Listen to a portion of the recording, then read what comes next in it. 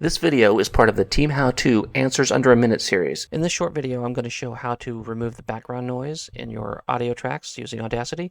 If you're recording something, the first thing you want to do is leave a little bit of time in advance before you start speaking. That way it gives the chance for it to pick up any background noise. That's what this is. So what you'll do is you'll highlight the background noise, stuff that is where you're not talking, go to Effect, bring it down to Noise Reduction, and we're just going to hit Get Noise Profile. That's going to be getting the profile of what it is we want to remove.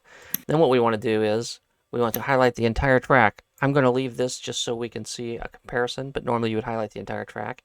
And what I'll do now is I'll use Noise Reduction again, and I will hit OK using the defaults.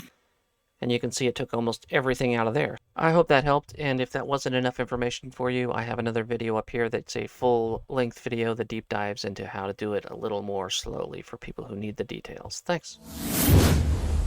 Hey, did you remember to subscribe?